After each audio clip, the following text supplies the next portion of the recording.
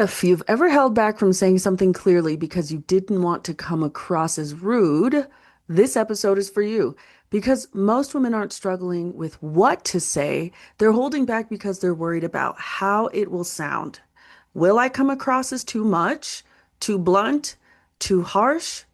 So instead, you soften, you hedge, you over explain, and you leave the conversation feeling like you didn't fully say what you meant. Today, we're going to change that. We're giving you three simple shifts that will help you be direct and respectful so you can say what you mean without damaging the relationship. And by the end, you'll have exact phrases that you can use in real conversations today. Welcome to Communication Skills for Working Women. I'm Elizabeth. And I'm Rose May. Do you find yourself second guessing or avoiding conversations because you're worried about being misunderstood? You're not alone. On this show, we're sharing tangible tools for assertiveness, emotional resilience, and real-life communication wins and fails. Let's sharpen our communication together.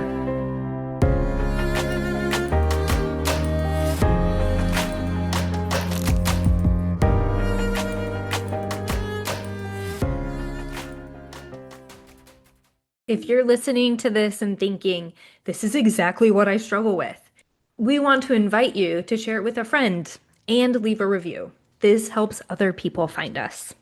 So, the story that I have in relation to what we're talking about today is a moment where I needed to give feedback to a colleague. And this is the first time I was in a position where I had to give this kind of feedback to this individual. And there were some dynamics that were at play. There were gender dynamics, right? And so me as a woman and him as a man, and it was kind of a supervisory position in some ways. And I knew what I needed to say, but I could feel that hesitation creeping in. I didn't want to hurt their feelings because they had just started this job. And I know what it's like when you're just starting a job and you're getting feedback from someone and you're hoping you're doing a great job. It can sometimes feel it can feel very intimidating. I also didn't want to come across as critical because that wasn't the intent. Of course, I had no intention of being critical. So instead of just saying things clearly, I kind of said something like, "Hey, I mean, this is probably just me or how I would do this, but I was kind of wondering if maybe we could look at this part again or talk about this again." And I saw their face and they were looking very confused. And it was because they didn't know what I was really asking. And I just left that conversation thinking, yeah, they have no idea what I'm talking about or what we're looking for. And it didn't land. And not because I was too harsh, but because I wasn't clear. And I was afraid of being clear in that moment because of some of these dynamics that I discussed. That was a really sucky thing. I learned from it, but I also, it just happened in real time, right? Something happened Right. and I needed to give the feedback in real time, and I hadn't thought about it. And this is kind of how I responded. So, And yeah, that's the power of these episodes, right? Like yeah, thinking about it when we're not in the moment, so that when the moment does happen, we have some of these things in our back pocket. Or we mess up in the moment, but then we can come back to it later and say, hey, I wish that I would have said it yeah. like this. Even when we had been preparing these episodes earlier, something happened in our home where my husband was sending a text message to one of our daughters, and he just said, I need you to come home soon. That's what he was typing. And I was like, I think maybe you should give her a time, because soon to her surely doesn't mean soon to you. Right.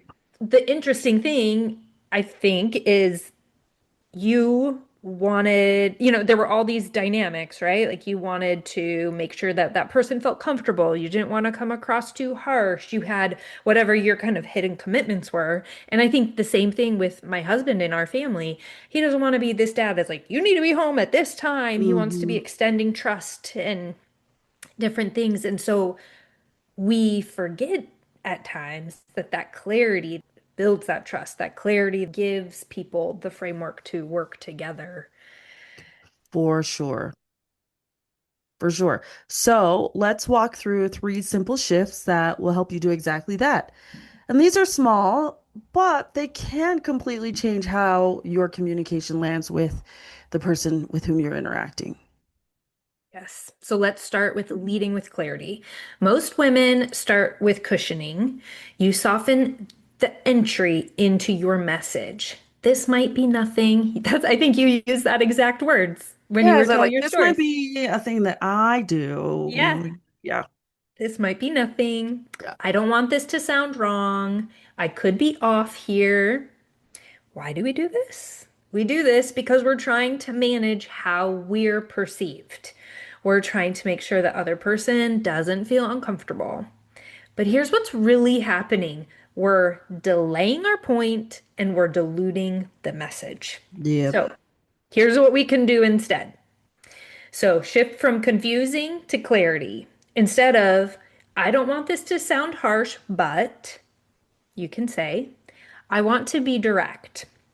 This is where tone plays a huge role. For sure.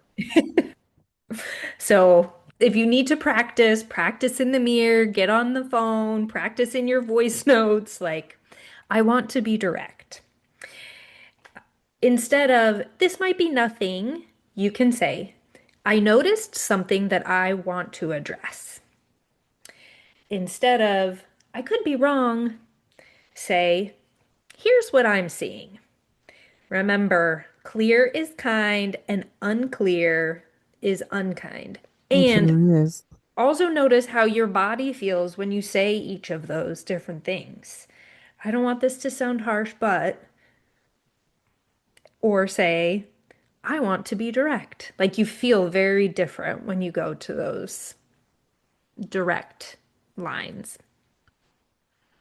Second suggestion is to separate clarity from tone. So, a lot of us women think if I say this directly, it will sound harsh. So, we avoid saying it directly at all. Why? Because clarity and tone are getting mixed together. You think, okay, direct equals blunt equals rude, but that's not actually true. The shift is here. You can keep the message clear and adjust the tone, not the content. And I'm going to be honest with you, I have a problem with this. I actually, m- my direct, I've been given feedback that my direct tone is, let me start over. I've been given feedback that my directness has a harsh tone. That's the feedback that I've been given. I don't actually think that that's the case. I just believe that my words are direct. And Mm. I don't think that people are I don't think that most of us are comfortable with hearing direct speech, right? And at the same time, when you're in a supervisory position or you're giving feedback to someone, there has to be some directness so someone can actually extrapolate some action items from the feedback that you're giving them and increase their performance or do something better. And so I, yes, like direct doesn't equal blunt, doesn't equal rude, and sometimes the way that it's filtered or received can sometimes be interpreted as rude. And so I have tried really hard to make an effort to maintain the directness because that's authentic to who I am anyway. And I have had to take a step back to pause and think about my tone. So instead of softening my message, like, oh, maybe can we kind of try something different? I might say the message clearly or with humor, even with warmth. Yeah, I want to, I'd like for us to try a different approach here. Perhaps we could do this, or here's some options. Instead of, I guess I'm just a little concerned, we could say, I have a concern that I want to talk through. And just that shift in, I guess, like personality and tone, it doesn't necessarily make it smaller, it makes it clear, and we let our tone carry the respect. And so, fortunately for me, the times that I have had to give feedback in this way or that I've had to be a little bit more direct, for the most part, people really know me and I guess like tone isn't a huge deal because they always know where I'm coming from. And also, I can infuse some humor, and that makes it feel a little less intimidating, but the message is still the same. Mhm. And it's a really hard, I guess what I'm trying to say, it's a really hard balance to find between tone and directness. And the point is, don't dilute your message, just make some other adjustments. Like what you were saying, Elizabeth, body language can Yeah. be a really, really big uh, indicator to someone of where you're coming from and can soften the impact of something while still being direct with the message. That's something that I've learned too, is that I probably could change my body language sometimes. I am a little bit more rigid in my body language, and I've learned to be a lot more open, like Mm. physically open in my body language it so that it's received in a different way. But I feel confident in being able to give a direct message if I know that my body language is saying, hey, I respect you, I care about you. This is where this is coming from, if that makes sense. Why did I just say if that makes sense? It does make sense. Okay. I'm done. I think there's so much to what you shared, Rosemary, around your environment, around gender, around race, that we truly do have to navigate and be aware of when we are being direct Yeah. and being true and authentic to ourselves. And so that's why, like, taking those moments to get really, really clear on what you want to accomplish. What is the purpose? What are you trying to say? You Because the know, truth of it is, we are navigating, it's not just, oh, I need to be clear and direct. We're right. navigating many, many things, and we're dealing with human beings, right? Like, Exactly. if that person is tired, if that person is hungry, if like, Exactly. and we don't have to take care of everybody's needs, but awareness around things. Like, even I've been in situations where we're having, it's like our dedicated time to talk about something, and I'm like, you know what? I think we need to just table this and come back to it later when, maybe in a day or two. I don't always speak to it like, oh, it's because you're hungry Right, right. or I'm really tired. Sometimes I will, though. Like, if it's me and I'm in a meeting, I mean, even Rose, you and I have done this when we're like, you know Yeah. what, we need to not do this right now Yeah. because we're not at our best. I was recording something with someone else and they showed up at the meeting and they said, you know what? I'm not fully 100% my best today. And they didn't elaborate. I didn't ask, but it gave me awareness Mm-hmm. as I was proceeding. So being clear and using the right tone, infusing humor, awareness, but that Yeah. clarity of your purpose is really important too. Well, and I'm just thinking as you're saying that, I'm thinking about how culture and environment plays into this. I had a client the other day who was she had to have a really important discussion with a supervisor, and she was really nervous about it. Anyway, she had this conversation and she was very clear. I was actually very, very proud of her. She was proud of herself. She was really clear. She expressed her needs. And the supervisor the supervisor agreed with her and was really helpful and open and receptive in that meeting. And then to the broader team, he contradicted a lot of what he said in that meeting. And so we had this discussion about being direct and being clear and how for some people it's really hard for them to receive clear, direct messages. We don't have control over the outcome. And there's a culture of I want to say like non-confrontation in Mhm. this kind of environment and this setting. And because of that, it just creates a different dynamic, right? And so we were talking about like being aware of the non-confrontational culture that exists where she works and kind of where we live and how even that impacts direct communication. So then it turned into something that was more of you've got to be direct because that's value consistent for you and the message is communicated clearly Right. and you're not in charge of other people, which gets into the next point that you were going to talk about. Right. Right. Let's say less and trust more. When we're worried about sounding harsh, we tend to talk more. We explain more, we justify more, and we do this because, again, we're trying to manage reactions. But over talking actually creates confusion. It does not establish trust. So here's the shift. Say the clear sentence and then pause. Here's some examples.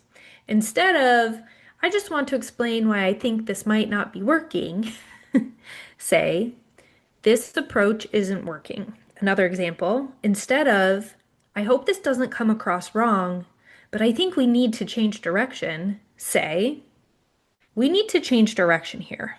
And then pause. Here's the key. You don't need to over explain to be understood. You need to be clear and then allow space.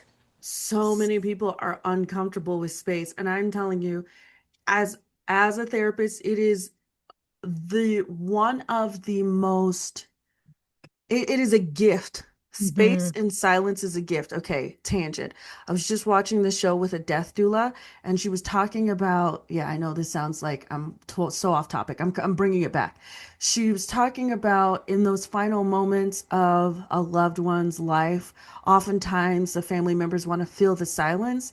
And she was saying the greatest gift that you can give anyone, especially in those moments before they pass, is silence to let everybody know that it's okay, but also silence to just give people time to process and understand and metabolize what's going on. And I think that this is the same. Like, we're so uncomfortable with a pause and with a silence that we feel like we need to fill the space, but that's where the message gets lost and we don't have an opportunity to actually think about what's being said. And so I appreciate this pause that you're talking about because I think it's really, really important. I agree. It's important for the person that delivers, it's important for the people that receive. And when you pause, it gives everybody time for reflection and understanding, and then you can adjust. Exactly. We need to pivot all the time. We think we're being Exactly. clear and we're not, and it's okay. We just try again. Well, and if you allow people to pause, they can ask questions with what they don't understand, right? They can ask questions about meaning. They can talk about impact. There's so many things that can happen when we give ourselves the time to pause. And you can assess for understanding too. Exactly. Exactly. So let's bring this together. The three shifts we talked about today are: one, lead with clarity, not cushioning; two, separate clarity from tone; and three, say less and trust more. And here's the belief that we want you to walk away with today. Being direct is not what damages relationships. Being unclear does. It ruins trust. Remember, clear is kind. Here's your challenge today. In your next conversation, try this simple formula. I want to be direct. Then you just say your sentence and then pause. That's it. No cushioning, no over explaining, just clarity with calm delivery. And notice what happens because this is how you start proving to yourself that you can be clear and respected. Thank you so much for joining us. If you found this helpful, please share it with a friend and leave a review. Until next time, think clearly and listen bravely. When you feel confident in your communication, everything changes. We'd love to hear your wins, failures, and insights on Instagram at Communication Skills for Women. Leave a review and connect with us. Until next time, speak clearly and listen bravely.